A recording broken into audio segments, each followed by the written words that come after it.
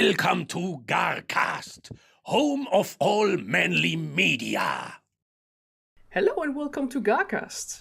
The year 2018 is over, and we are here to talk about it. It's the year in review. And of course, we are here as always in the full round. Ali. Hey. Boris. Hello, comrades. Tom. Bazinga.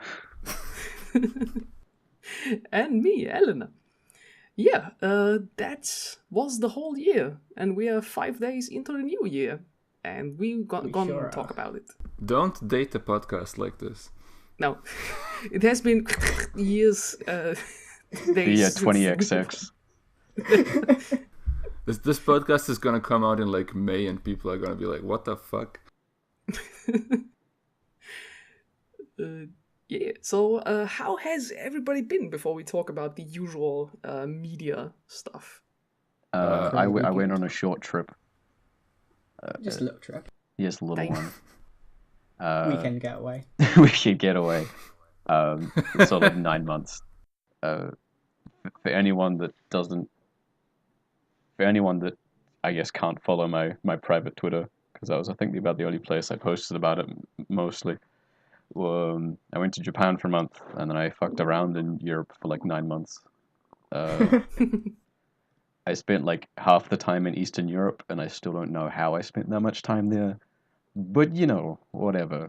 I made good moments and memories. I met Alistair GARcast, Elena GARcast, and the Yugoslav revisionist Boris. You spent like half your time in Eastern Europe, and you were only mugged like 12 times. I wasn't mugged at all.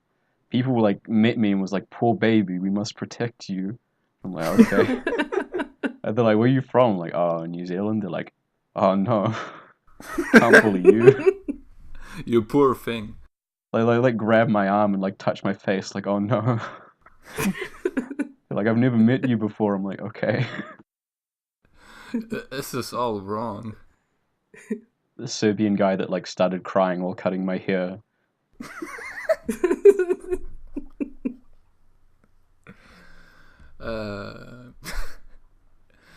Did you tell him understandable, have a nice day? Well, he's like, "Oh man, like I was watching Google Street View of New Zealand the other day, and I wish I lived there. I hate my life and I hate Serbia." And he's just gives me like the cheapest haircut of my life. So I like tipped him the price of the haircut over again because I felt really bad. Oh no! Use this to move to New Zealand. Oh well. How's everyone else's year, by the way? I can't believe I'm still alive. What an experience. Made it much further than I ever thought I would. This year has passed incredibly quickly. It feels like we recorded the last year in review like 2 weeks ago. Mm-hmm. Considering I stayed with you for like 2 weeks, I think you've lost your grasp on time completely. I've lost my grasp on reality a long time ago. No longer lucid. I feel like you have a lot more to talk about, Boris. You did quite a bit this year. Did I? I found a job, and I have a girlfriend now, and I traveled once outside of Europe. That's about it. Nice. That's pretty good. You got a soup ladle? What? Don't have to spill soup all over yourself when you try to drink it now. I mean, we got a whole kitchen lore now. We have like water boilers, me drinking tea from the microwave in my poor student years, soup ladle for Boris, and Ali also probably gets one nice kitchen supply. Well, I've gone through 2 kettles this year, so the curse of this podcast continues of broken kettles. We can never drink our tea. Never. Okay, but technically, what's wrong with heating water in the microwave? It's utter sin, that's what it is.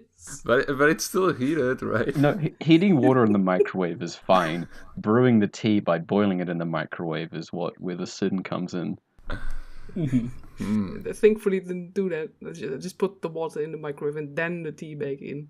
I think putting tea bag in cold water is punishable by something. Wait, you put the water in the bag? Yes. I just put the tea bag on the table, pour water over it, and slap the bag in the microwave. Then put a straw in it, and that's the tea. That's like that's I feel like we've bag repeated milk a year all and a over half again. ago again. Is that us done before we get on to more rants about tea and microwaves? I think, Ali, how was your year?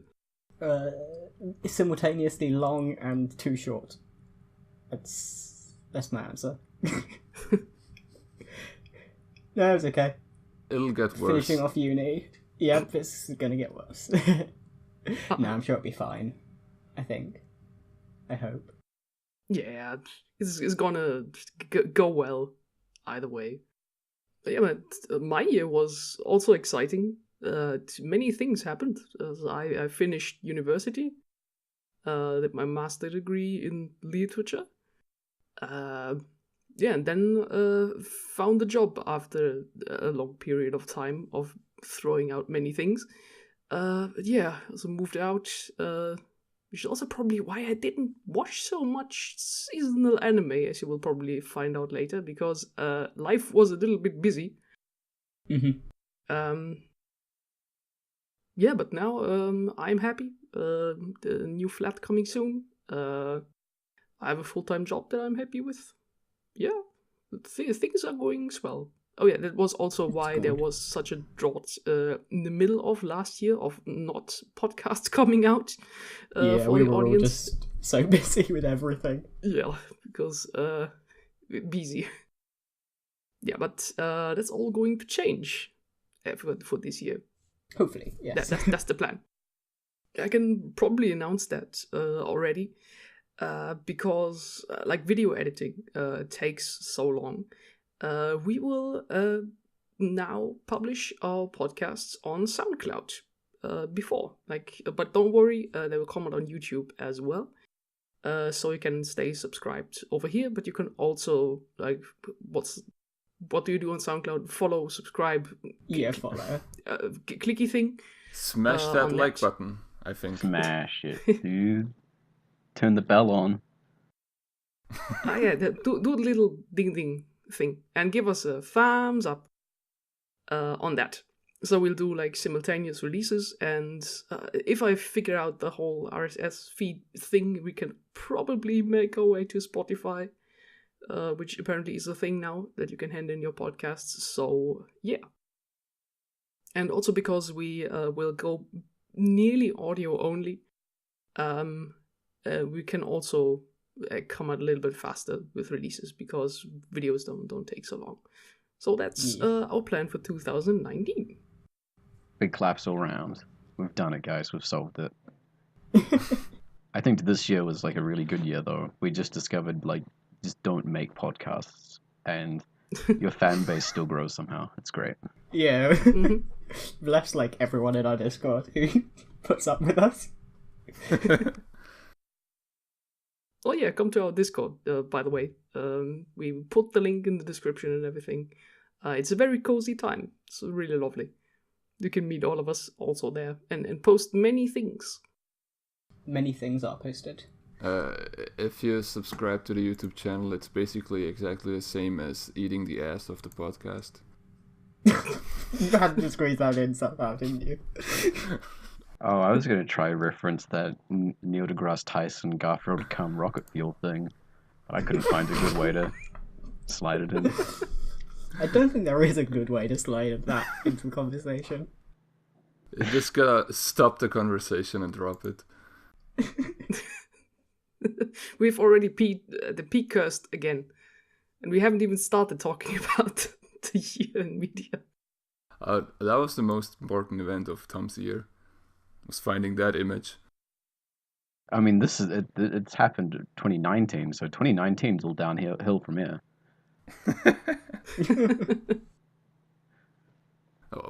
What's your guys' image macro of the year? The Croatian war criminal who killed himself with poison on trial. That's a good template. A bongo cat meme is wholesome. This is all I can probably add. Bongo cat was good. The only thing pure in this year. What if Bongo Cat was a war criminal and drank poison? Shit. He shall bongo no more. And that was it. He bongoed too much and committed one genocide too many. Bongoed on the hills of Sarajevo one too many times. Oh, good lord. Do we want to start with please, before I ruin before this we anymore. derail even more? All right. Because all of us watched so many seasonal animes, what were our animes of 2018?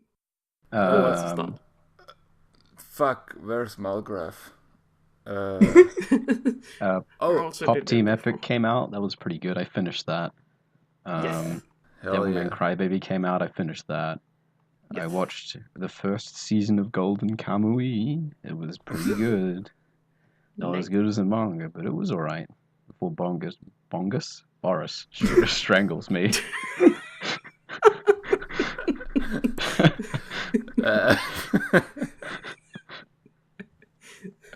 That's the name now.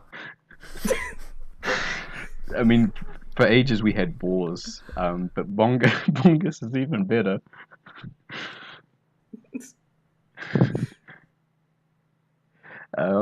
Megalobox came out and I finished that. It was fine. Hinamatsuri I didn't finish, but that was good. What else anime existed? There was a lot of things that I like saw 3 episodes and didn't finish.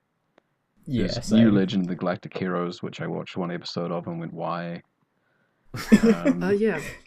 Yep, same. There was also, they say shoot Muscle the thing. Mommy Beast GF show that Boris watched. I saw like 3 episodes of that. Is that the furry show?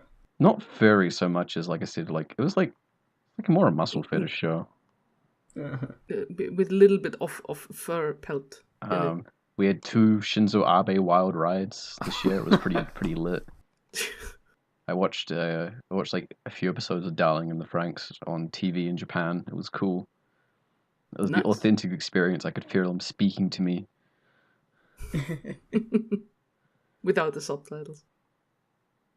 Well, no, that's when you hear them more. Ah. What else existed this year? Not a whole lot. A lot I of stuff wanted to came talk out to you that I'm about- just like, about Lupin. oh, this came out? The Lupin's part 5, yeah. Oh yeah, I'm not too far into that, like maybe a third of the way. But like the first arc was so, and I think a lot of people on Twitter felt that. But past there, it's really strong. It's very good. So Yeah. yeah, there's so many shows where I'm like, oh, I didn't even know this came out because I expected more people to talk about them. That's all right. Who needs anime? Who even watches anime? Fucking losers. So according to Malgraph, I've completed a grand total of 9 anime this year. Woo! And I haven't watched or completed any since May. That's great. That's good. Hey, you watched most of Escaflowne with me. That's the best Yeah. anime this year. Yeah, sure. Let's go with that. Well, I've said it last year on the year in review, didn't I? That Devilman Crybaby. Mhm. Oh yeah, That's did you the- finish Gridman, Boris? I wanted to, and I didn't make it in time. I'm about halfway through it. Oh, that's further than I am. How I was finished that? it. Because I watched episode 1 and was like, I don't know, I'm just gonna let it rest, and then look how everybody reacts to it. How was it? I didn't really care for it. I think, I don't know.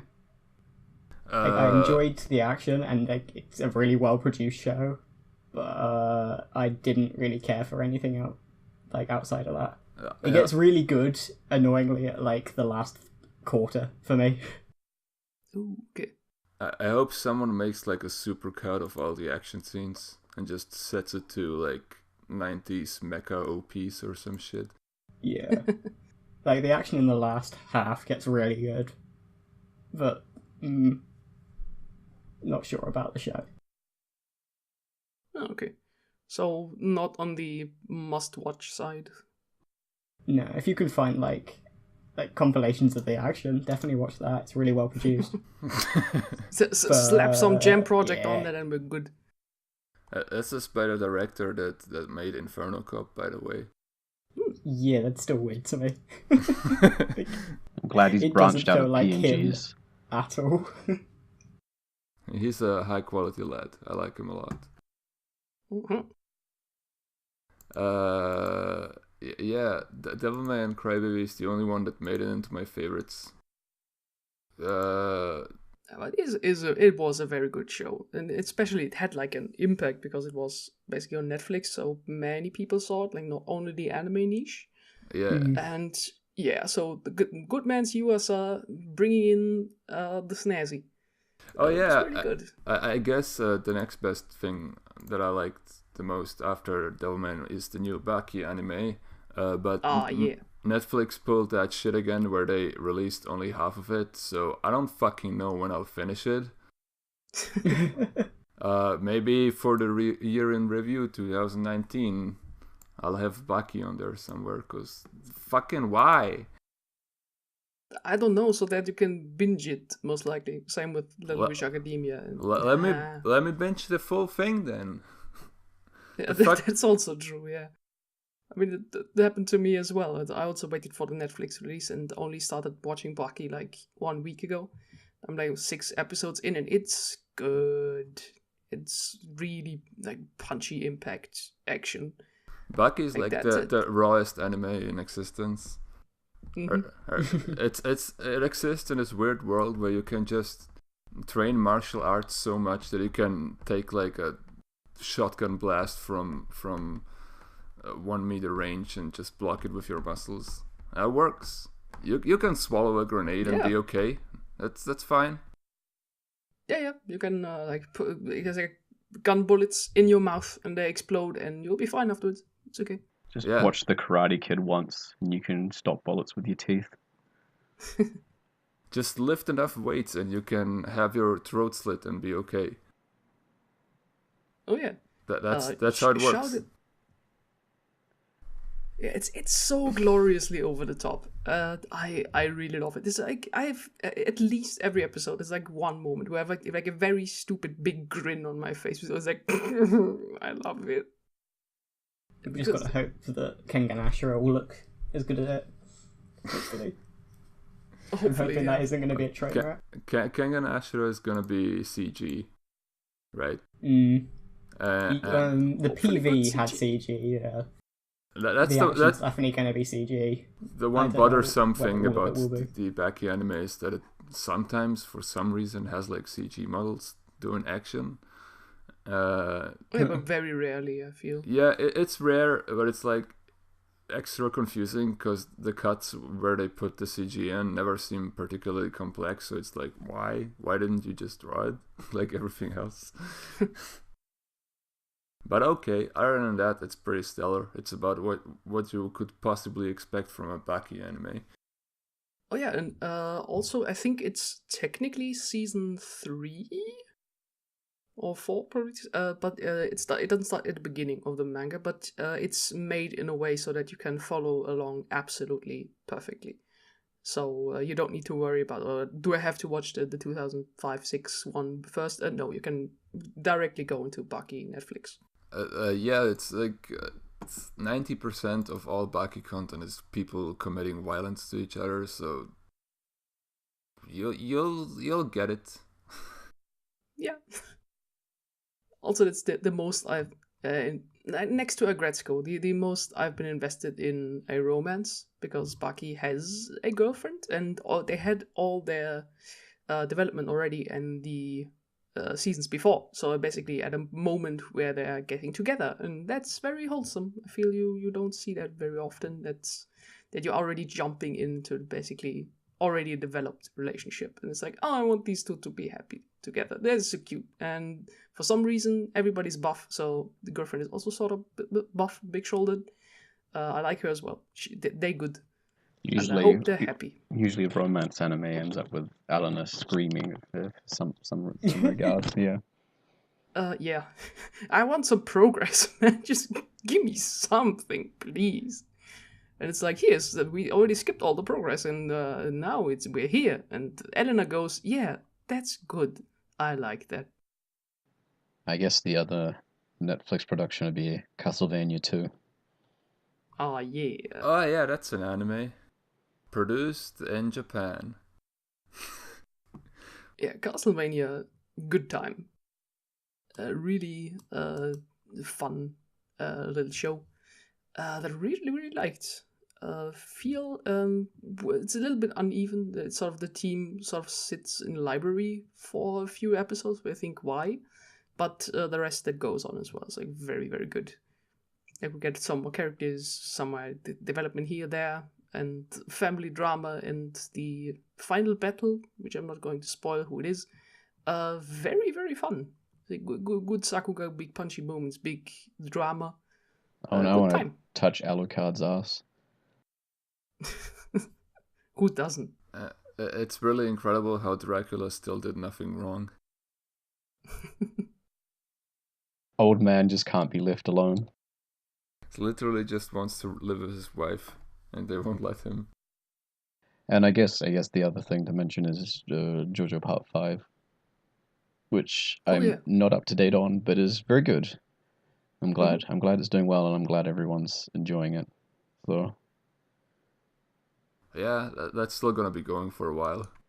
Yeah, it will be. I think it's gonna have a short hiatus at some point, which I'm absolutely fine with, because they've been going like absolutely nuts on the animation, and I'm fine with like a hiatus over a quality drop. Mm-hmm. Yeah, I think this week was already like a recap special, so I think they're already making like a little pause. Yeah, to have a little flashback to I think episode 1 or episode 2 of this whole podcast series, where I mentioned, oh, I'm still stuck in part 5. Guess what? I still am. And now the anime has actually caught up with me, meaning that I'm watching Jojo blind again. I haven't read the manga this far, and you know what? I'm having a very good time, because Jojo blind is one of the best experiences. So this little fault of mine of basically 2 years of not progress in manga reading has made the anime catch up with me, and I'm on the ride. Absolutely shameful. Yes, terrible display. I'm trying to sell it as a positive point, but yeah, it's still very shameful. Did anyone fucking watch Goblin Slayer? Episode 1. I read Goblin Slayer some time ago after you recommended it, and I think reading it's probably the better way to go, just because of the art's a lot nicer. Yeah. Probably. I don't know. I just wanted to bring up the most controversial anime of the past. You just want to start shit, you little bitch. You just want them hot YouTube clicks. Hey, there's no clangs here. Well, yeah, I watched episode 1 of Goblin Slayer as well, and was like, looks standard isekai anime somehow. Like standard it's not fantasy. an isekai. Fuck you. Yeah, it's not an isekai. Sorry. It's how dare you? Got them. Okay, but yeah, I wanted to agree with you, Tom, that the art in the manga is just a lot nicer. It's like very stark black and white contrast, like boom. So it looks a lot better. So manga, maybe, if I want to continue it. He's just a thick bitch with a goblin itch. And a nifty helmet. It's just a Doom guy. Except for goblins. Oh, well. Yeah, I got nothing. That's like 2 anime. You got Devilman and Baki. That's my year. There you go. Nice. What else came out? I guess have Yuru Camp list came out. here. I know you watched that, Ali. Yeah, Yuru Camp was comfy. Good show. Season 2 soon, I think. Apparently, yes. The Antarctica Girls show was okay. I watched some of that, and I was like, it was really overrated. It was like strong before they got to Antarctica, and then they get to Antarctica, and the show fell apart for me. Oh, okay. Oh, we had Citrus as well. Oh god, Germany's favourite Japanese IP. I'm gonna say now, this isn't good. LGBT representation. Don't support this trite. No. Germany, why? Germany is at fault. Yeah, Germany's at fault. Why is it so popular over here? The There's Germans like are at special it manga again. releases with everything. You just don't learn your lesson.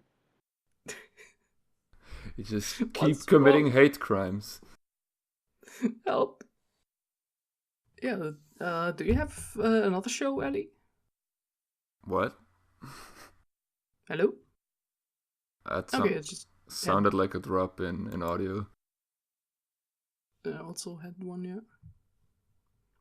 Okay, was that all on your side, Ellie? I'm trying to think what else came out. Yeah, I think that was it. I watched a bit of Persona. I watched Gridman, which I didn't really care for. I watched the Dragon Mecha show that was okay. Dragon Pilot thing. Yeah, I think that was it. Need to watch Lupin. Oh yeah, Cutie Honey Universe happened, and I saw a tiny bit of it, and it looked very okay. That's this year's anime for me. This year was very okay. Very nice. Yeah, that's what I wanted to talk about if I can. It's gonna whip out my list over here. Yeah, Lupin Part 5 was pretty much up there with like anime of the year with me. Because it was really, really good. Like the beginning is a little bit rough because it has like bigger arcs, like as Tom already said. But yeah, it's basically a celebration of the whole franchise in itself. It has like different suit colors, different homages, and then like sprinkled in between like the bigger arcs, and it really goes into a character. You would say like not introspection, but like really analysis, sort of like. So I'm good with words. Yeah, for example, like exploring the friendships and relationships of these characters and being very meta in it as well. Like if you go into the end arcs as well, which I really like because it is not wink wink fourth wall, we're gonna crash through it, but it's like a very nice leaning against the fourth wall. Where I think like, oh yeah, that's very good, and that hit me very hard, as well as the final revelation of basically Lupin and Fujiko not being together for Part 5. You learn in the first few episodes that basically they had something happens. We don't know what. And in the end, it comes out, and you think, "Oh boy, that's new and very interesting." So, yeah, especially the last arc of like Lupin Part 5 is very good. Also, they do a lot more with Ami, the new edition, the little hacker girl, who really gets her own good place. I think she's a bit wonky in the beginning. But then she fits herself really nicely into the series. So Lupin Part 5, very, very good time and would recommend. Oh yeah, and what also happens is we get revisitations of places and people of other older specials and films. Things I recognized were Castle of Cagliostro, the Desaki one, what was it again? Harima's Treasure. Yeah. That one showed up as well. Part 4 turns up again. And there were 2 others as well. Where it was like, oh, I'm glad I saw these before. Like this is a very nice, like big reference. Like not even an Easter egg. Like it shows up in sort of the plot. So yeah, I think probably the more you have seen of Lupin, the more you're probably gonna celebrate Part 5.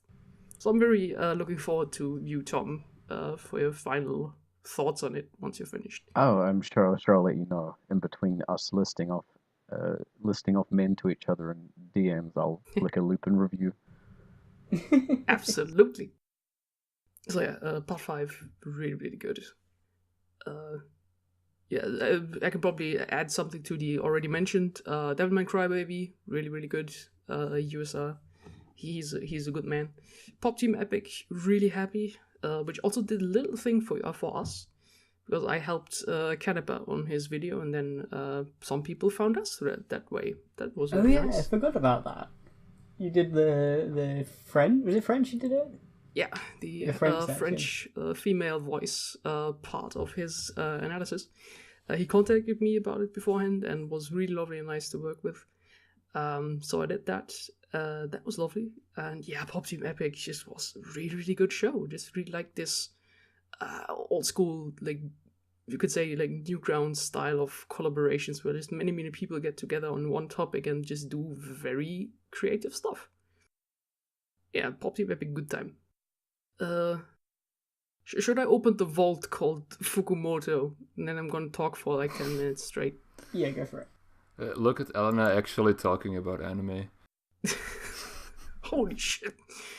Okay, anime of the year probably, like next to Lupin, is Middle Manager Tonegawa. That is the comedy spin-off of Kaiji, and yeah, that was a really, really good time. And the only one I really kept up weekly and like being on there like every week to watch it.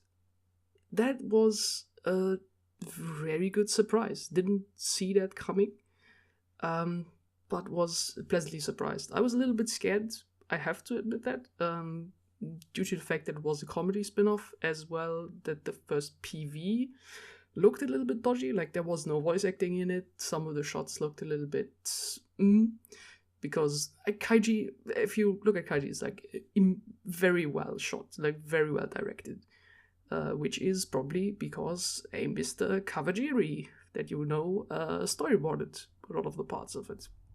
Mm-hmm. That's why it still looks amazing. So Tonegawa looked like Kawajiri is still alive. he in there being a good man. Yeah, so to actually talk about Tonegawa, it's the life of Tonegawa, the villain from season 1, and what he just does. So like the intro says, it's the unremarkable stories of a remarkable man. So yeah, it's like a slice of life. What happens? It's essentially an office comedy, and a dark one at that. It sometimes gets really dark, sometimes gets really surreal, and it's such a good time. You just grow together with this team that in the beginning they all look the same to you because they're just basically a bunch of dudes in suits. But the longer the show goes, you just learn all of their names, all of their backstories. Then you suddenly see, oh god, these are actually like different characters with like different names and different stories behind them, different behavior. And what I also love in Fukumoto series appears here again. It's like things have consequences. If someone is fired from the team, which happens of course because, well, work environment, then they are straight up blasted away from the OP. They're just gone. Or their place in the office is empty. And when new people get hired, they get added to the OP, and they have a new place to sit in the office. So it has like a very grounded feel that I really liked. And yeah, it's such a good comedy. It's just really well written. It's good timing as well.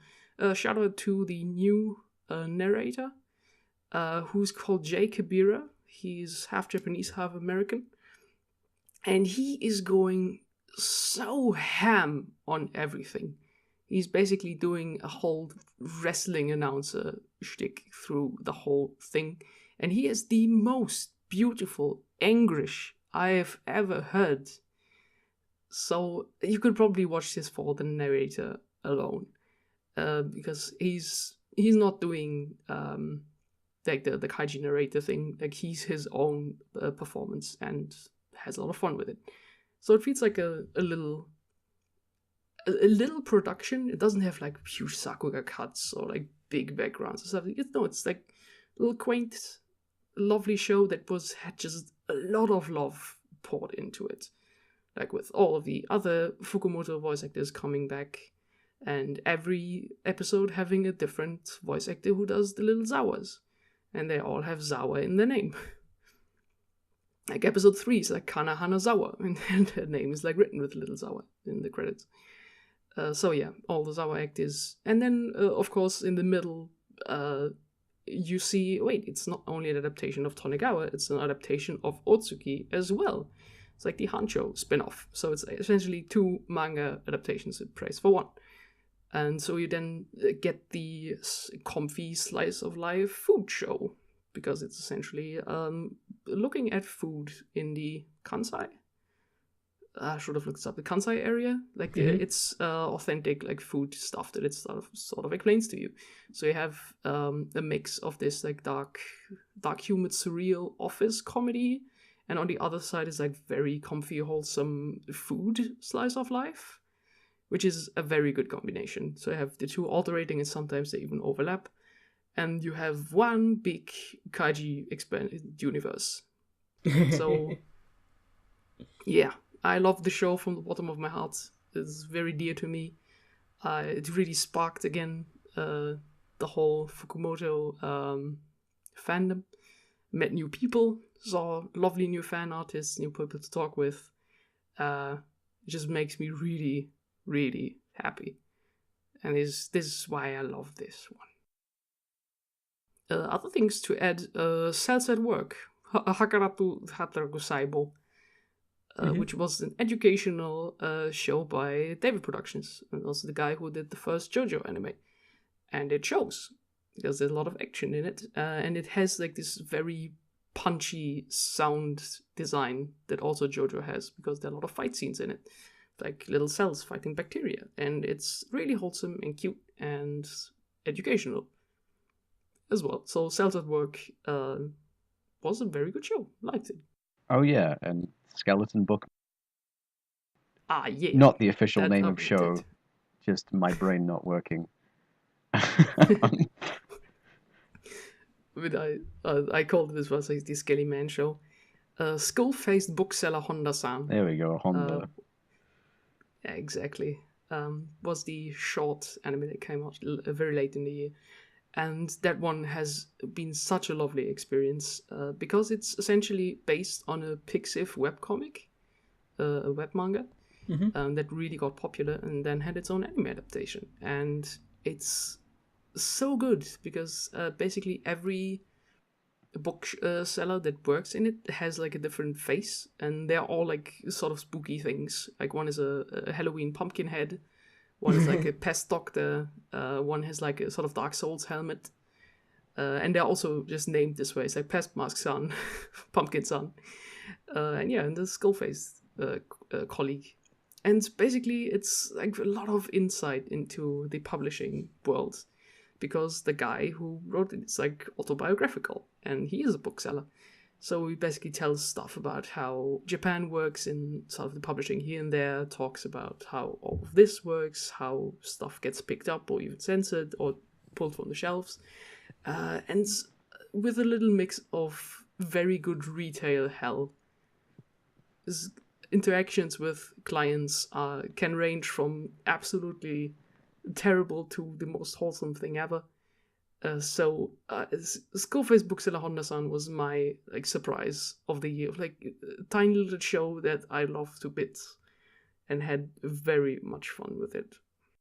Yeah, but I think you're And the missing ending is the real super classic cute. that shows us how the anime, well, like say, book publishing industry works, and that's, you know, from our last year, this show, Eromanga Sensei.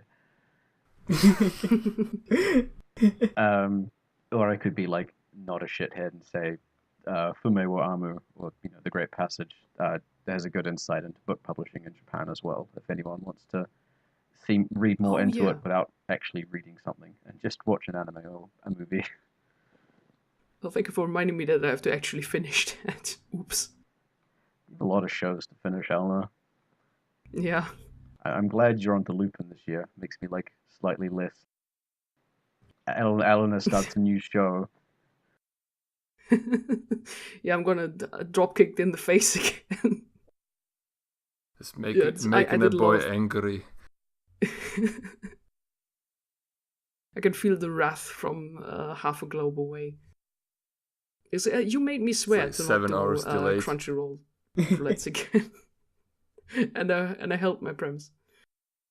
Yeah, that's what I want to add as well. I didn't watch so much seasonal anime because I did a lot of backlog watching. That was all of Otokojuku, nearly finished all of Patlabor, Ghost in the Shell standalone complex I started, went through nearly all of Lupin special zone films, them right now, just blasting through everything. And it's a mighty good time. Can you imagine that if you watch things that you actually want to watch, it makes you happy? It's amazing. That's Yeah. why concept. we watched Infinite Stratos season 2. Oh hell yeah! That's the real anime of the year. Is the 3 episodes.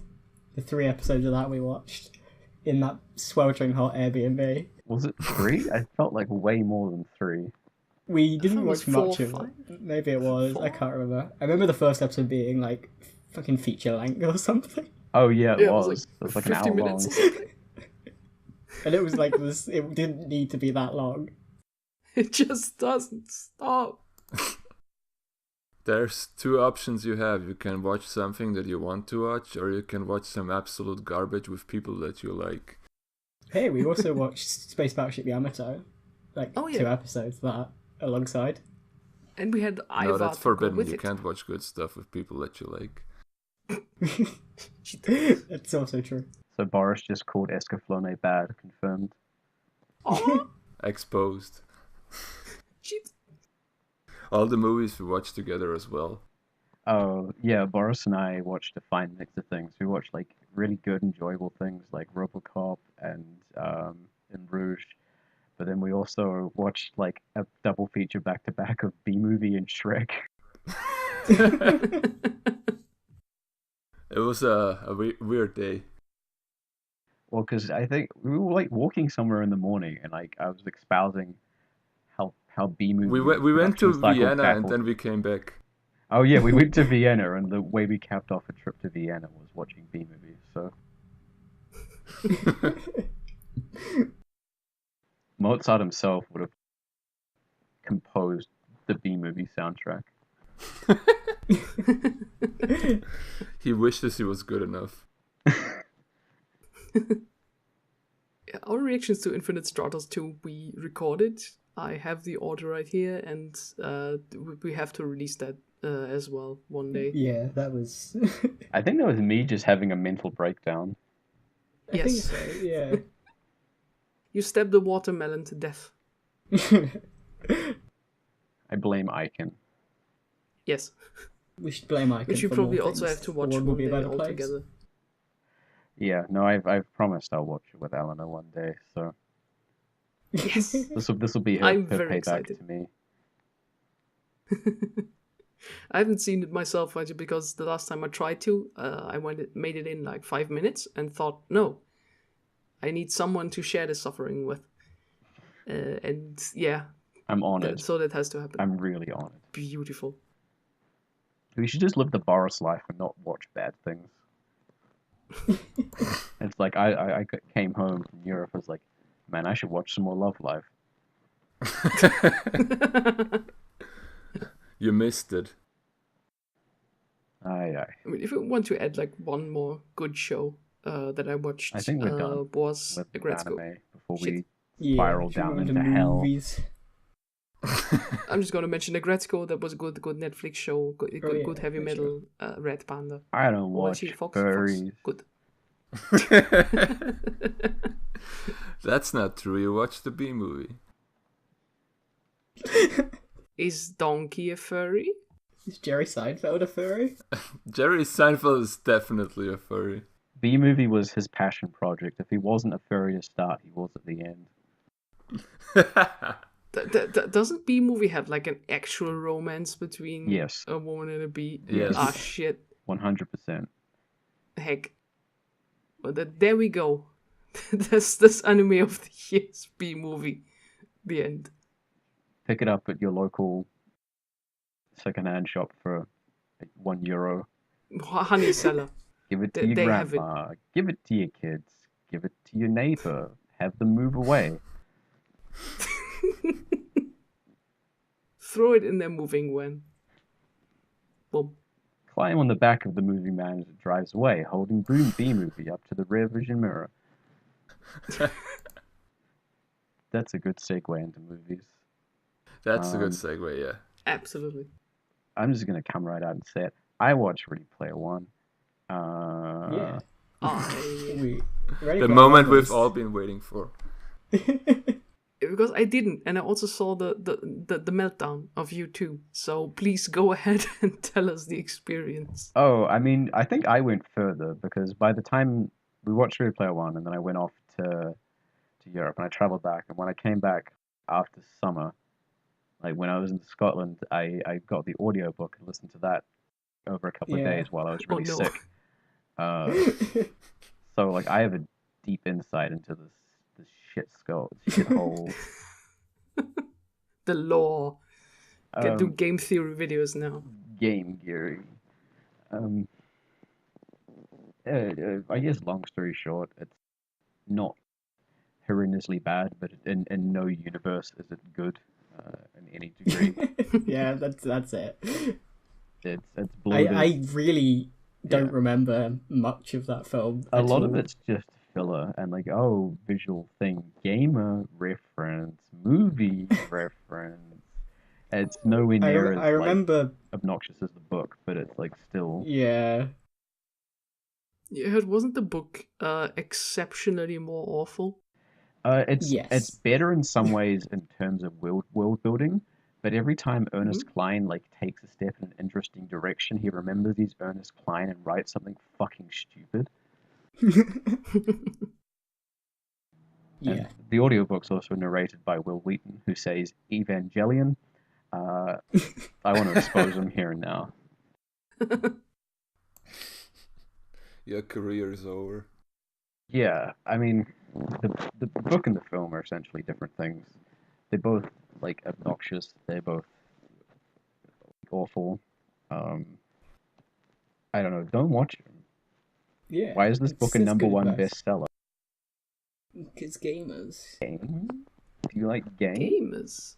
I game. Yes, game. Oh, mighty. I play game. I too disrespect women and minorities.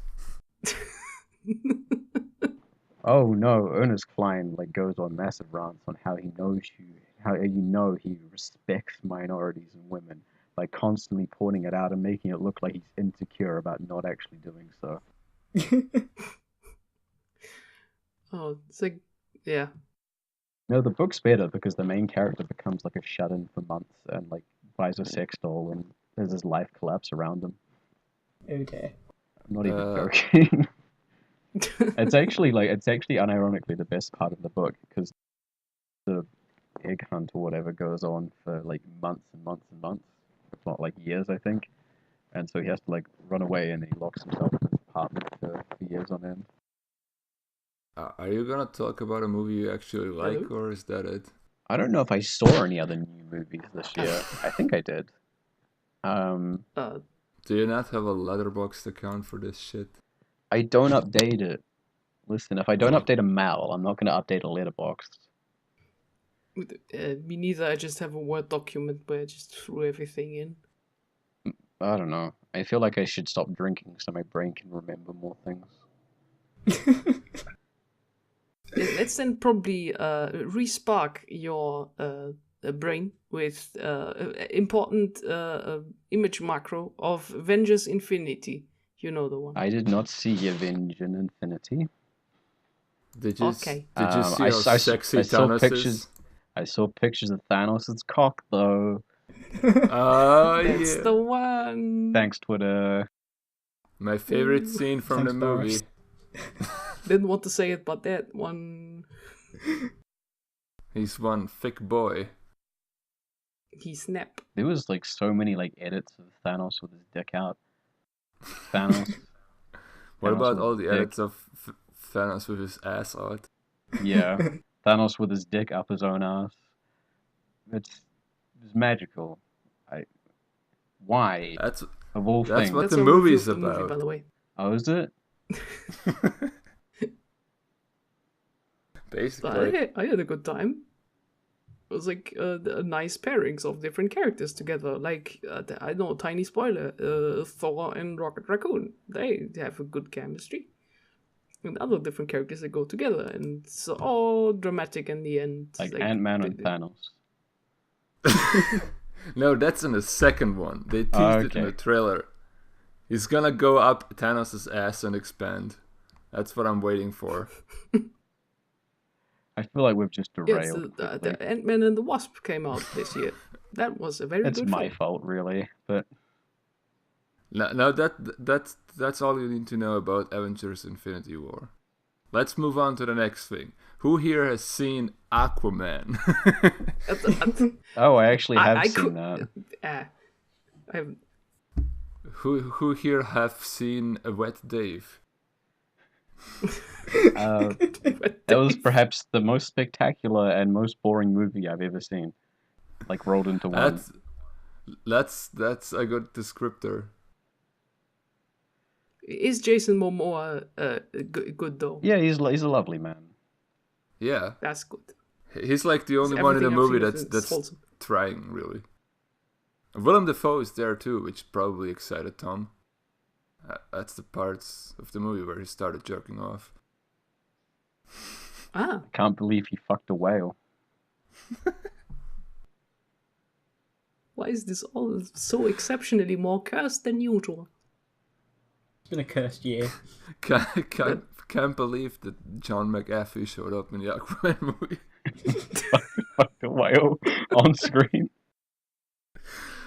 It was like 13 minutes dedicated to it. It was incredible.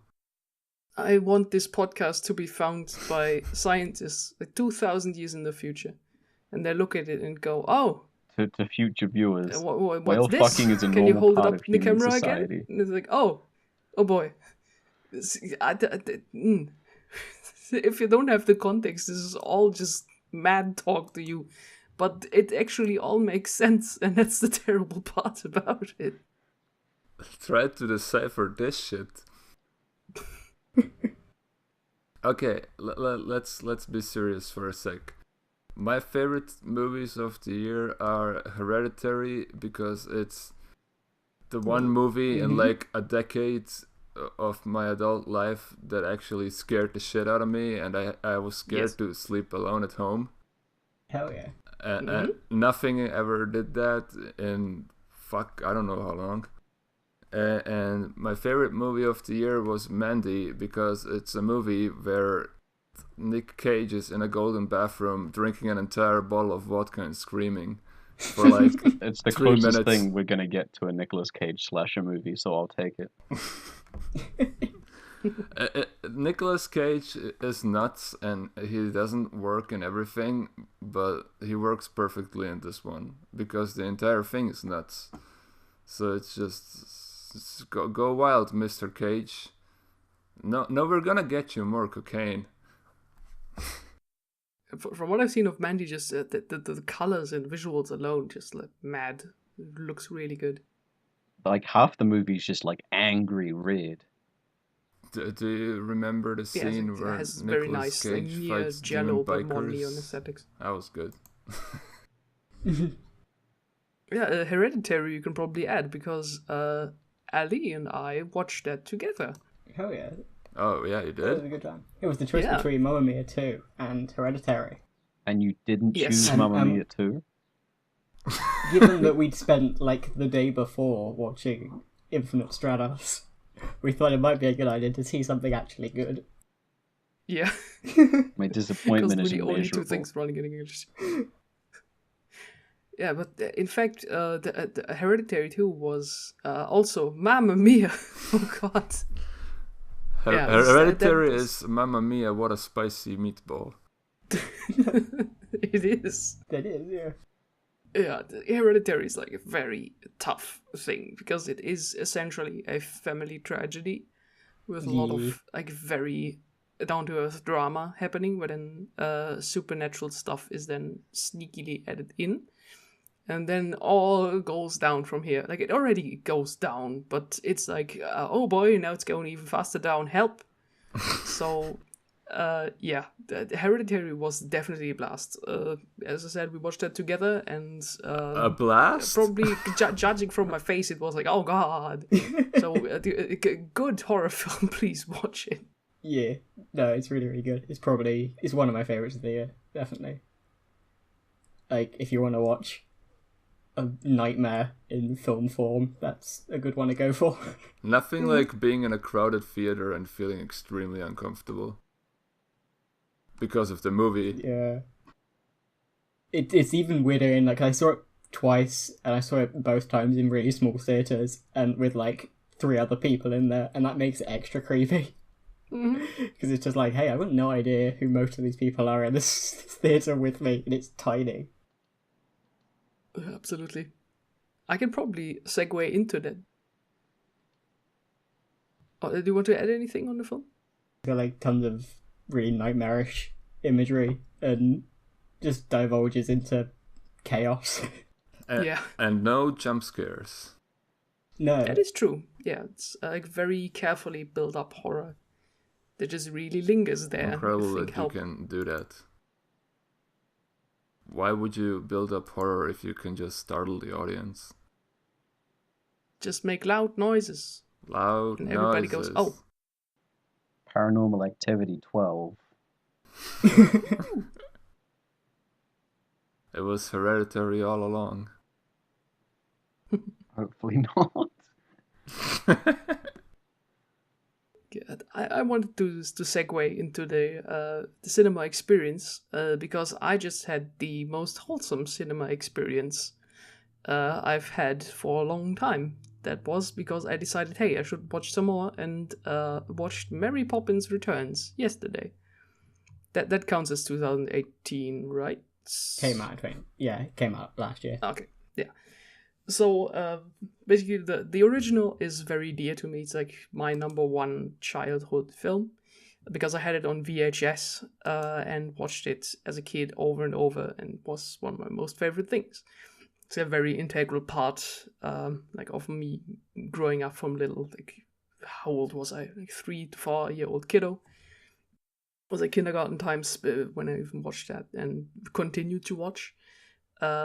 But yeah, for nostalgia reasons, I hadn't touched it in like 4 years because I thought, oh my god, she's gonna go bawl and cry if I watch it again because like all the emotions come rushing back.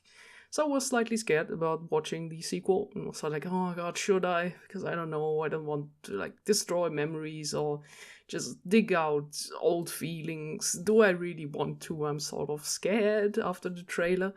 And sort of, nah, good, okay, I'm just gonna watch it. I'm just gonna go ahead. So I went to the cinema, watched it in the German dub, because of course the German dub is nostalgic to me. When I was 4, I didn't speak English. So went in there, had a combo of teenage girls next to me, about 13 to 14 years old, I would say. Behind me, little kids with their parents, probably about 6, 7 years old. And next to me, an older lady who was, let's say, I would say end of 50s, beginning of 60s, with like long grey hair down her shoulders. And basically the film started and I was already tearing up because music. So I thought, oh god, this is going to be one ride. And it was. I was bawling, throwing out tears, crying so much during this whole film. Because it essentially revisits the original and sort of remixes stuff, and it's a direct sequel. The kids that were in the first film are adults now, and some heavy family drama has happened. I think that's not a spoiler, that happens in the first few minutes. The wife of the guy, the father, has died. He is really has not a good job. He's a single dad now, and he misses his dead wife. The kids have grown up too fast because they have to take on adult things now. They have to like buy stuff and care about their dad. So basically, Nanny, like Mary Poppins, comes in. It's like, oh, okay, this needs fixing over here. So yeah, it's like heavy themes with like very like big Hollywood, like the old school musical style. And I soon noticed that the lady next to me was also bawling her eyes out, like me. So I shared my little package of handkerchiefs with her. I gave her several during the film. It was like, oh, thank you so much. I think, yeah, no problem. Because basically like two women who went to the film alone crying a lot next to each other. The teenage girls on the left side were just very confused about us two, and the little kids behind us were absolutely going along with the film, where in the climax, which is a very dramatic, of course, I heard the little kid voice behind me like, oh no, that's dangerous. Oh no, I can't watch this. It's like, oh, this is wholesome. And yeah, basically a lot of handkerchiefs were used. We were crying all along. I had a fantastic experience, and in the end, I stayed for the credits because the credits has very lovely orchestral music. The lady stayed with me. We didn't speak. Then we were the last two in the whole cinema. And then in the end, she stood up and she said, "Can I hug you?" And I hugged the lady, and we were all crying, and everything was good. That was my experience of watching Mary Poppins Returns. That sounds lovely and I awesome. hugged the grandma. What the fuck? This is the wrong podcast for this. Yeah. So yeah, wholesome cinema experiences can happen. That was all I was going to say. Oh yeah, and to add to the film, I don't think this film works as a standalone. I think you probably need the original. Because I think that if you don't, it will probably just be a lot of madness happening. And also, the film is not flawless, certainly not. There's one like vaudeville act in the middle that I didn't like too much. I thought the tone was wrong. There's a whole scene with Meryl Streep. And her choreography is just walking through the room. And in a film that has like fantastically choreographed dancing scenes, she's just walking around the room and singing about a thing. How? So yeah, there was like a little single in the middle where it sort of dipped a little, but the rest is like really, really good. Especially, what's the man's name? Miranda, the guy who plays Jack. Yeah, he is very good. Really liked him. Like very wholesome lad. That man has the jolliest happy smile ever, and he's carrying a lot of the film. He's essentially like the heart and soul and has so much fun in his performance. I looked him up. He is like already won like so many awards, but basically for a lot of musicals. Like he's not in film. Like, he's not that present in film, but yeah, he's a good man, and I hope to see more of him. To bring the podcast down to its standard cursed, I also watched Venom. Hey. Yeah, Venom was that was a thing. I don't know. I had a good time. Did Tom Hardy fuck the suit? Tom Hardy got bored by a suit. He totally did. He also made out with Venom. That is not a meme. That is in the film. He totally does. This was just a Tom Hardy fetish film, and Hollywood was tricked into publishing it. And Eminem was tricked into making a soundtrack for it. What I love about that scene existing is that Tom Hardy claims that like 40 minutes of content was cut out, and that was all stuff he loved, and like the scene they left in was the fucking makeout scene. Like, I want to know what they took out. What was too much for this film? I'm not sure, because he has just so much fun, like acting along this like CGI venom creature, and he's just CGI hamming it alien. up so much. It's so good because he's essentially talking to himself the whole time. And he sits in an aquarium and he chomps a real live lobster, and you think, yeah, this man has it together. Tom Hardy is just a lovely man. He is. Hey, was Guillermo del Toro's fish fucking movie this year? It had a theatrical run this year. Or last year, I should say. I think it was Might have last been Came year. out 2017. January or some shit. Here. Yeah. I don't know. I'm not To sure. go with the theme of monster BFs. We Yeah. had a lot of those. That was a really good film. Monster boyfriends Okay, are the that's theme of fine. the year. You should watch it, Eleanor. It's very good. Yeah, I think you'd enjoy it, Eleanor. I can probably throw in, to complete the Fukumoto year, Animal World. The Chinese kaiju God, film that yeah. got picked up by Netflix. It's surprisingly good. I didn't expect that. Michael Douglas as Tonegawa didn't also expect that, but good that he's here.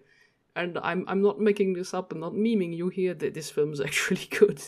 It puts in clowns, and it actually makes sense in the grand scheme of things. I don't believe you for a second. Is it on? It Is is it on really Netflix? good. It is on Netflix, That's yeah. right. Yeah, I'll have to watch it.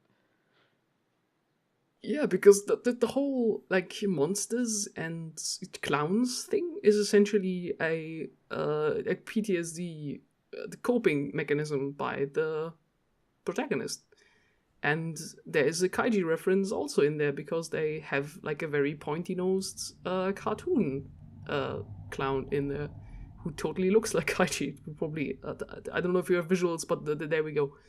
But yeah, he's in there.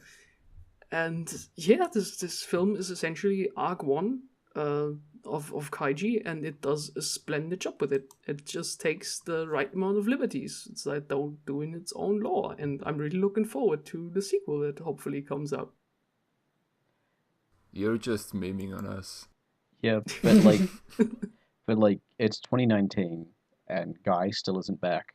So Exactly.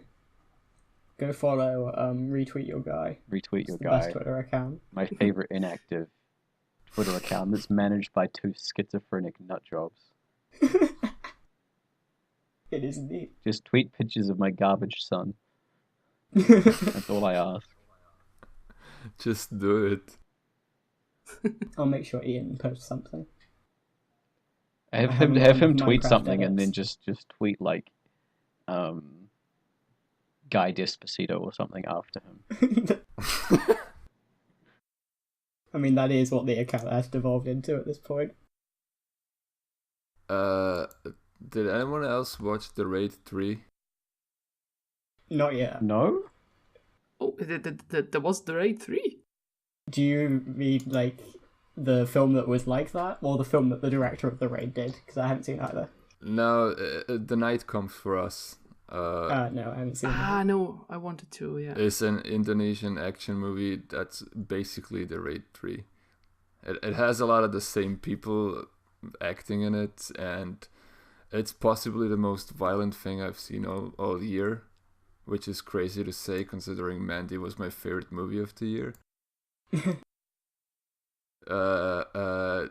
Do you want to see a guy bite through a box cutter just because he's so angry? Oh yeah, boy. Yeah, I think I do. Then watch this shit. I would. It's almost unbelievably brutal, and I don't know.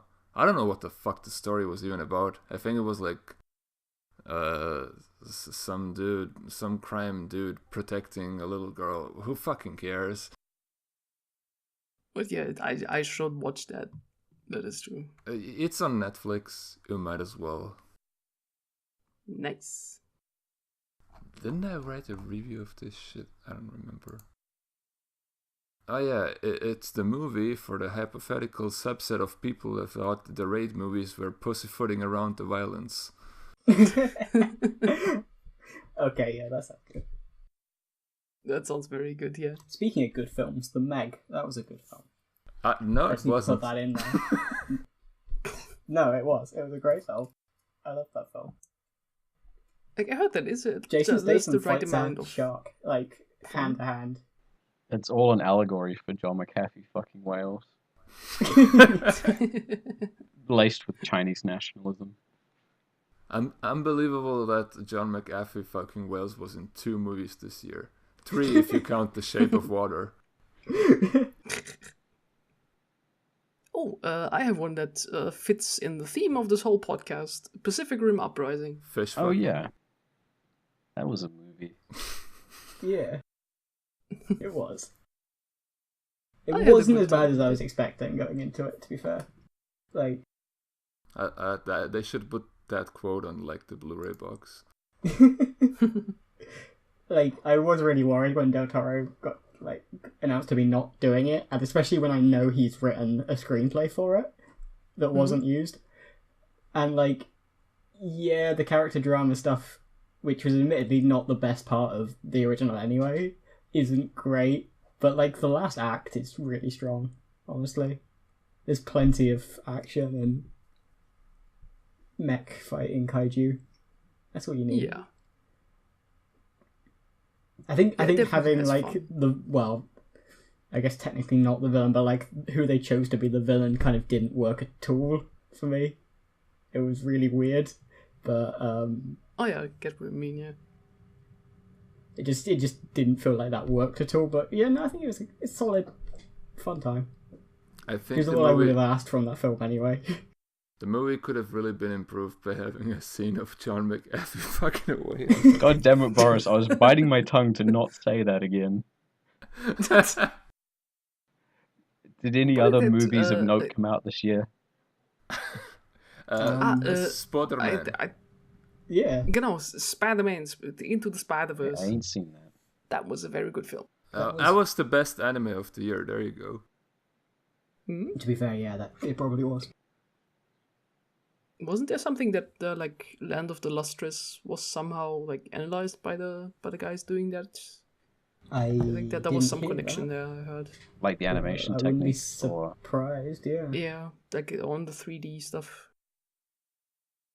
Yeah, that was a very wholesome, very good film that really deserves more the happiness, more box office. Peter B. Parker, most relatable character of the decade. Just out of shape, sad Spider-Man eating pizza. In jogging pants, 24/7. Also, Nick Cage Spider-Man, pretty good as well. Yeah. The year of Nick Cage. the 2 films he did at the end of the year made Yeah. a whole year for him. Well, it's either that or the year of John McAfee. I think we've already established that one. So, pick which one you prefer. Are we going to move on to music then? Or are we just going to jerk off a whale? Halloween was good. A Bad Times at the El Royale was surprisingly pretty great. It was basically a Tarantino movie, but not released by Tarantino. I'd recommend that one. It also has like shirtless Chris Hemsworth, like his nipples poking out the entire time. Yeah. What else was there? Ballad of Buster Scruggs is a Coen Brothers movie, which means it's pretty good. Yeah, I think it earlier disappeared a little bit, but Ant-Man and the Wasp was really good. Watch it. Yeah. You gotta watch Ant-Man to understand Ant-Man's power over Thanos. Thanos is quaking in his boots. but his ass won't be safe forever. Needs to put the Infinity Put Stones that up his on the ass poster. to keep Ant-Man out. He's gonna use the Infinity Gauntlet to erase his own asshole. The man who had no bottom, part 1. It's just gonna be like fucking I have no mouth but I must scream. But Yeah. the asshole version. I have no booty, but I must snap. I have no there ass, we but go. I must shit. I have no butthole, but I'm a shit and fart.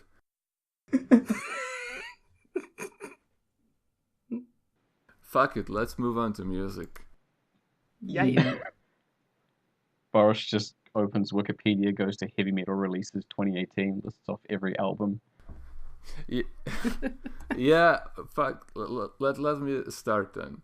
I'm just gonna rattle off some stuff I thought was interesting because I got majorly back into metal this year. Very good. And also because this is like under light of the Bullet for My Valentine singer making that comment about how metal is stagnating, which like what the fuck does he know about it? But it's also interesting because it's exactly the opposite experience for me, because there's a shit ton of stuff released this year that's basically inventing new subgenres and just like pushing the boundaries of what metal can do. So fuck him. Where do I start? Let me go. So basics. Judas Priest released a new album. Yes. It's the best album they released since Painkiller. I didn't find myself returning to it that often, but what do you want? It's Judas Priest. If you like heavy metal, you listen to this shit. Best mecha on cover as well. Yeah, there's fire and mecha and shit.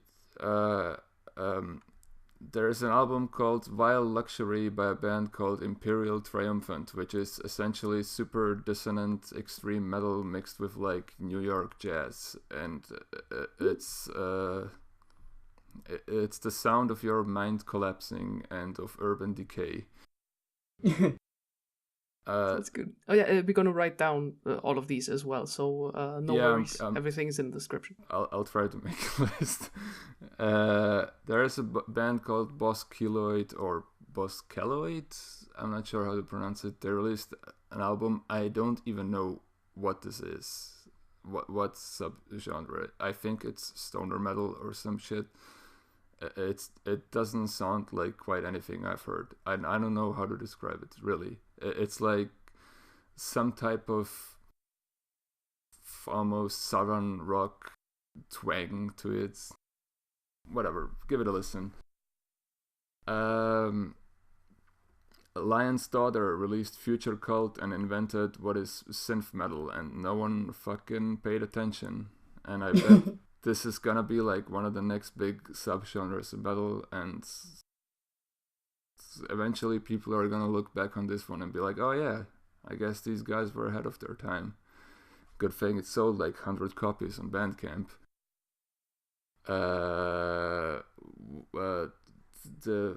What the fuck is it called? Oh yeah, Chapel of Disease has an album. It's really cool. It's like 70s prog rock mixed with traditional death metal.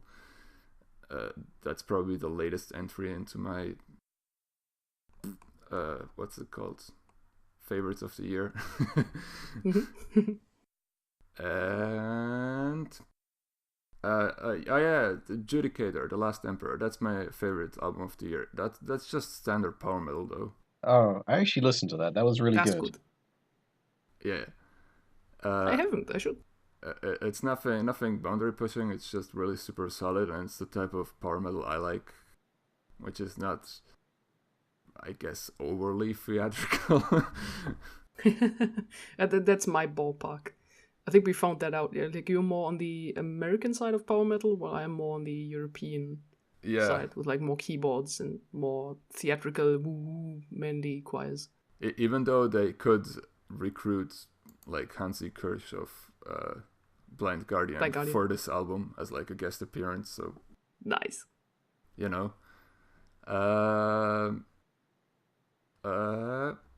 But what else?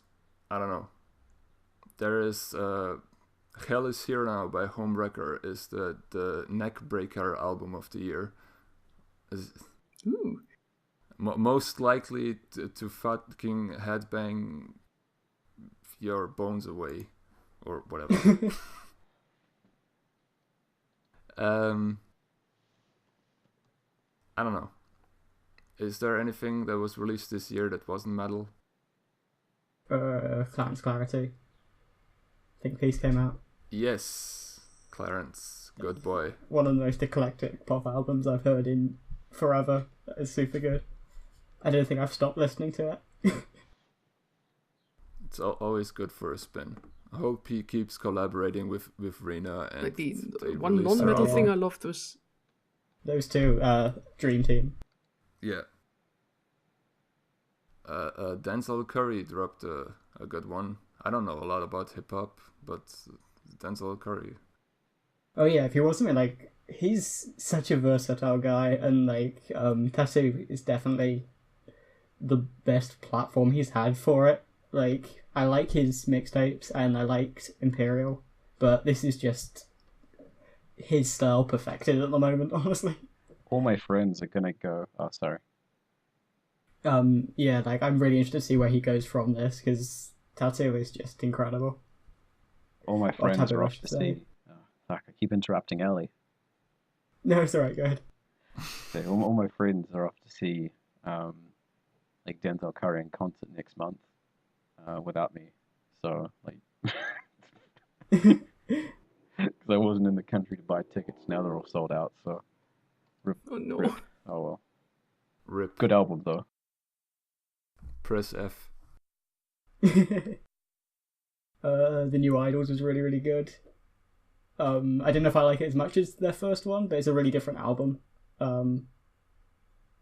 It's still very angry, but this feels more kind of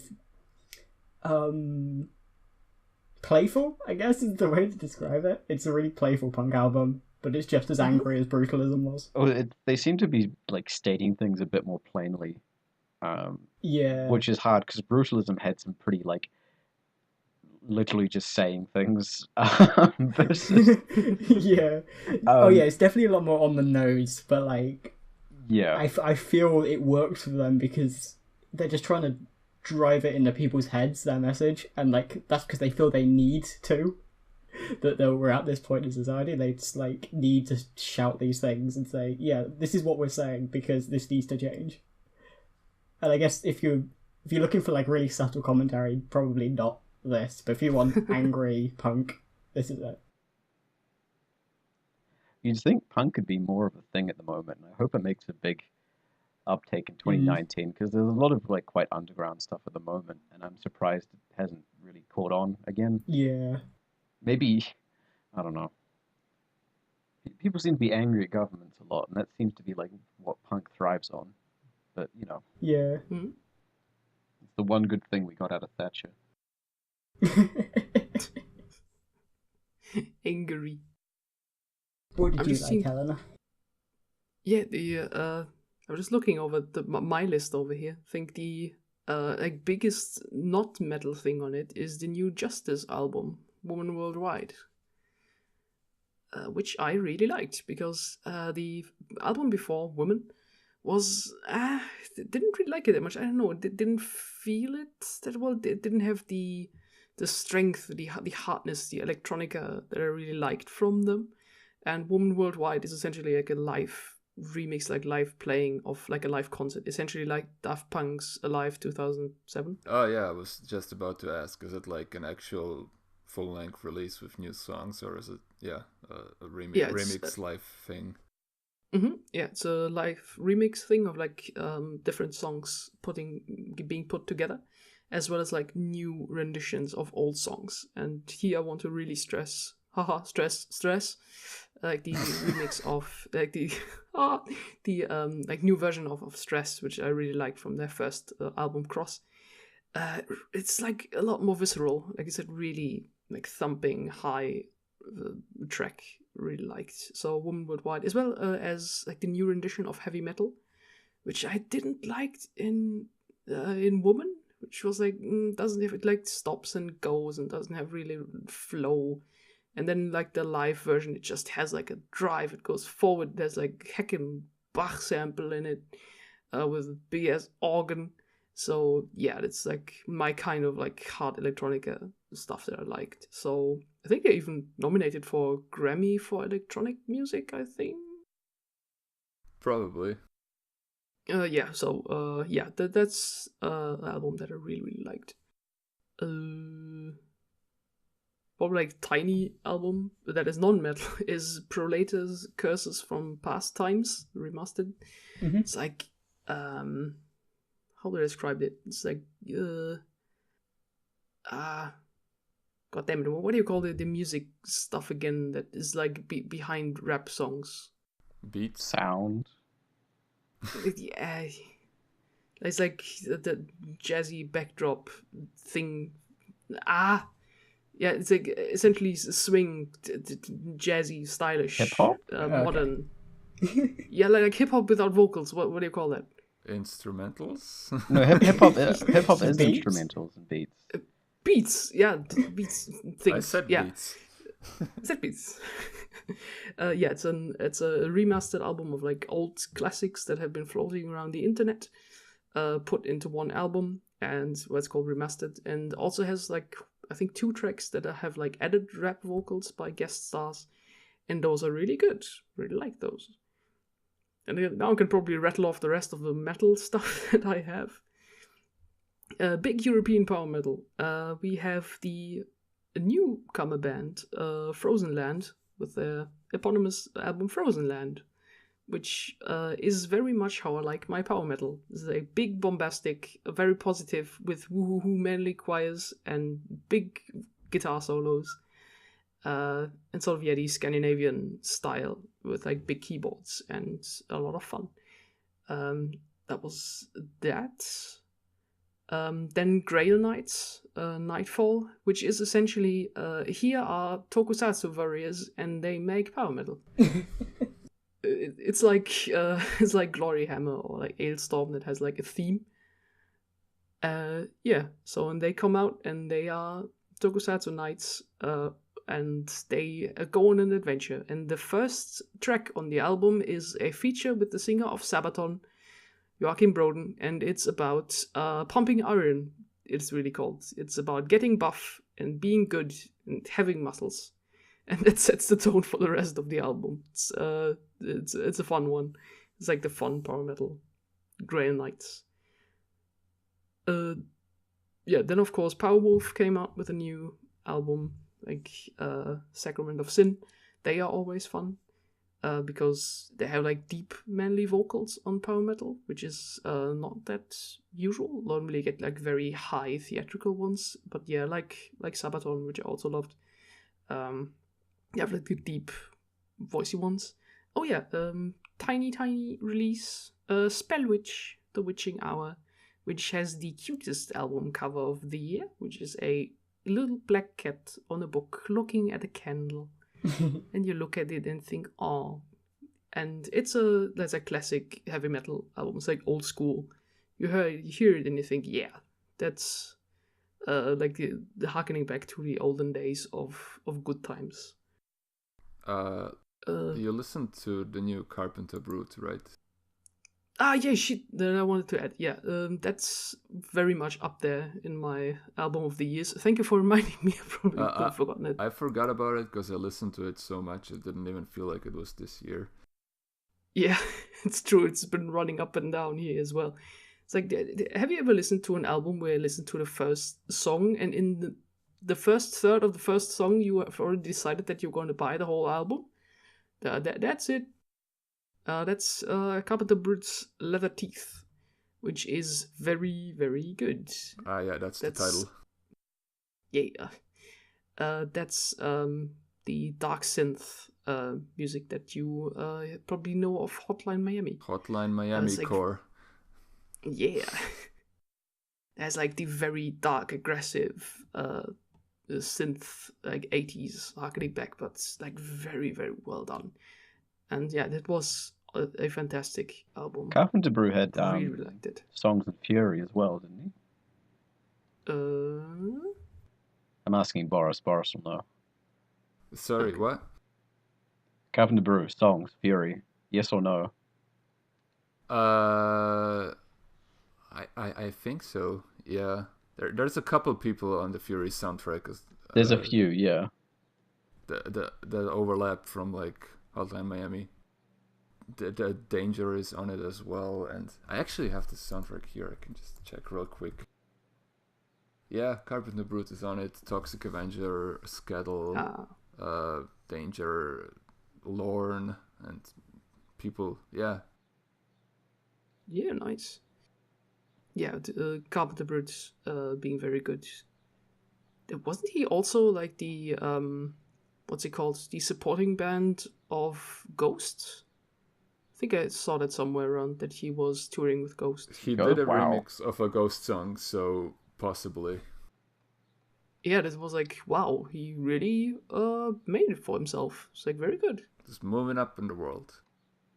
Yay! Yeah, what else do I have? Oh yeah, if you like your melodic death metal, Omnium Gatherum came out with a new one. That one I really liked, The Burning Cold. And yeah, and probably I have written down 2 here because that we have to mention because it's this podcast is Rise of the North Star came out with The Legend of the She. And yeah, that is what is that, hardcore metal with very aggressive lyrics about very shonen and seinen things. Coming in like the seinen, and he's angry. These are French boys with like strong French accent, hardcore singing about Dragon Ball.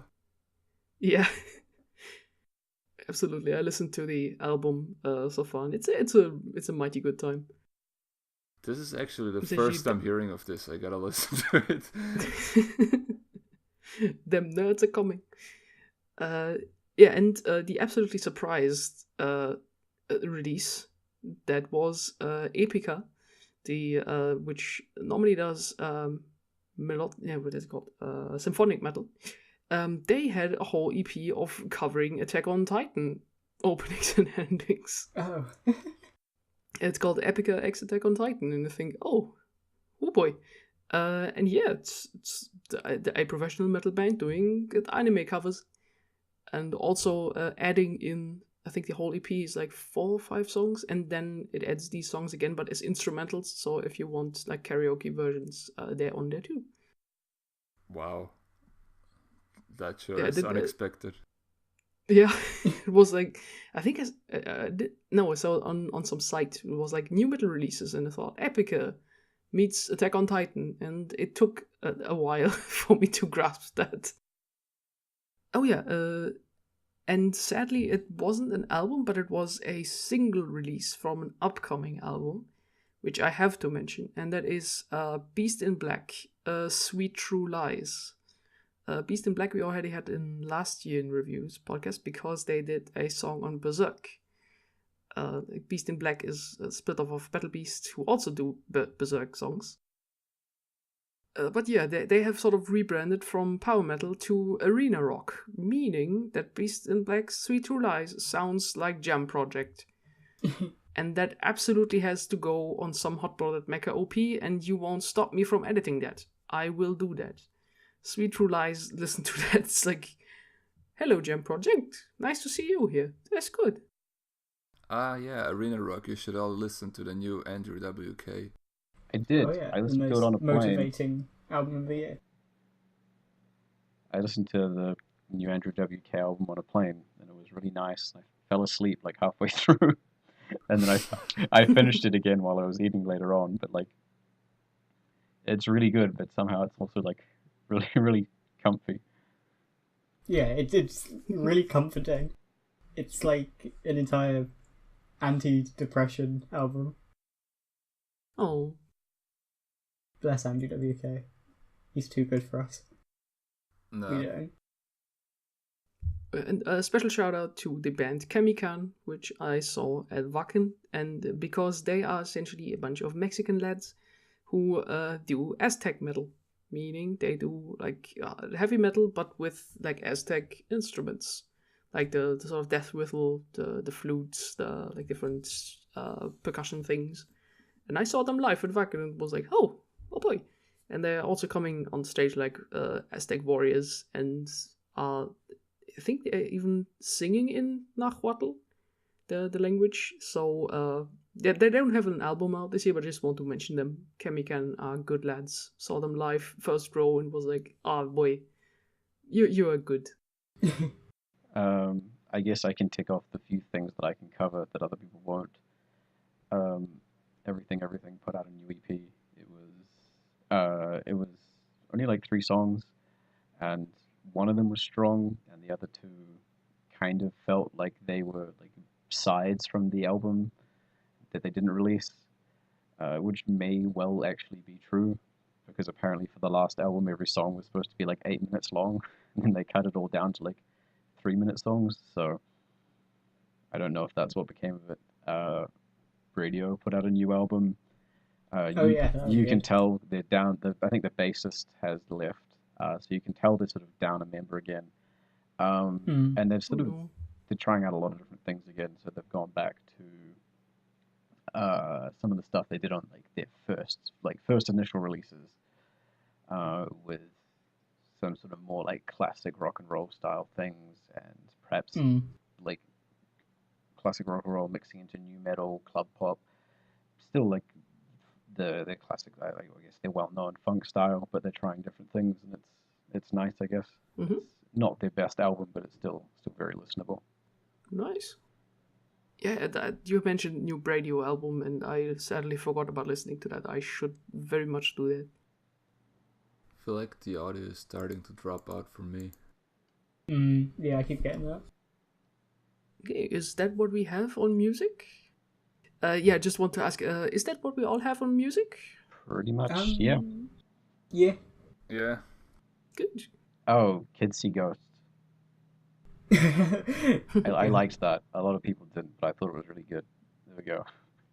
You and Fantano. Yeah, me, Fantano, and like 3 other people really liked Kids See Ghosts. Everyone else thought it was like, okay. Okay, do you still want to do little video games, or leave it at that?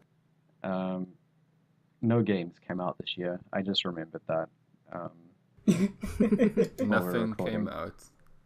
Unbelievable. No. Nothing like of note came out. What's a Fortnite? Never heard of it. Rest in peace, video games. Yeah. Goodbye. You had a good run.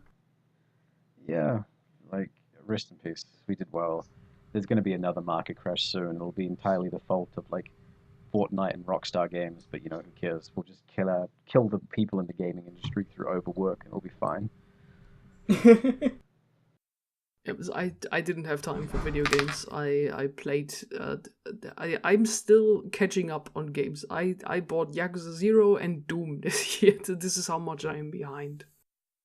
All I played is like stuff from the last years, not from 2018. Boris played Gwent. That was it.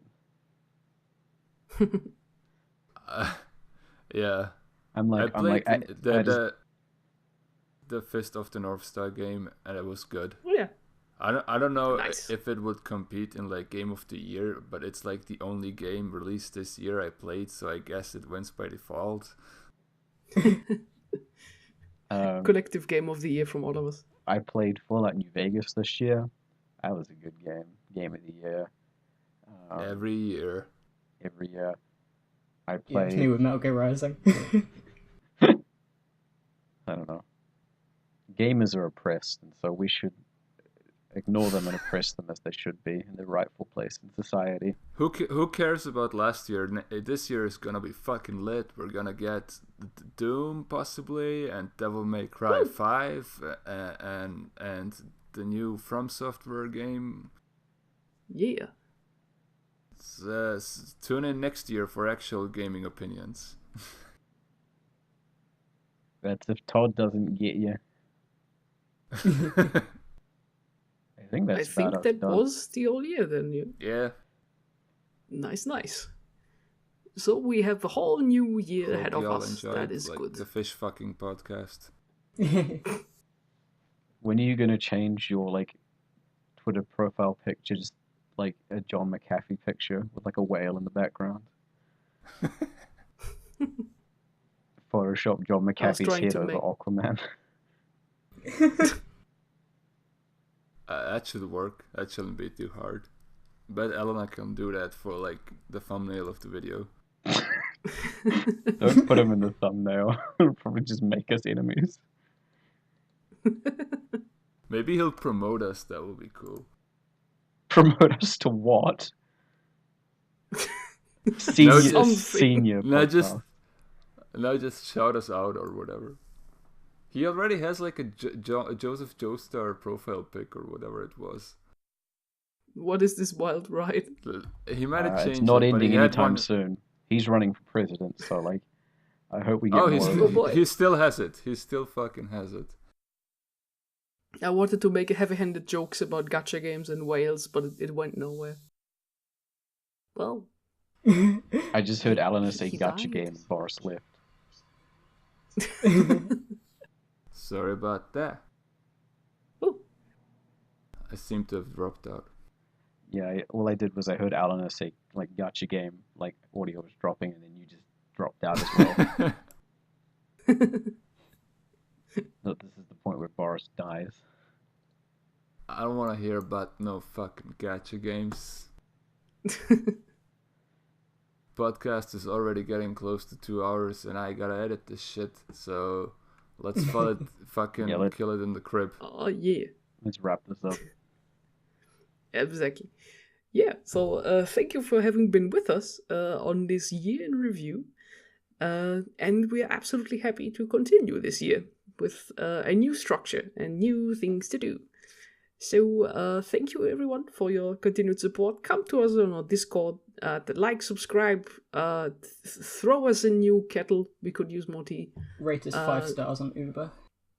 Rate us 5 stars on Uber when we pull up to your house in a slightly dodgy mecca. Buy our album on Bandcamp.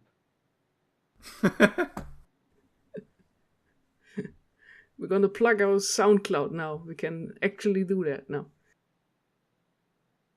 Yeah, and thank you very much for having been with us. So it was the usual round. That was Ellie, Bye-bye. Boris, Bye. and Tom. See you next year. Hopefully. Yay! We will. So thank you very much, and bye-bye.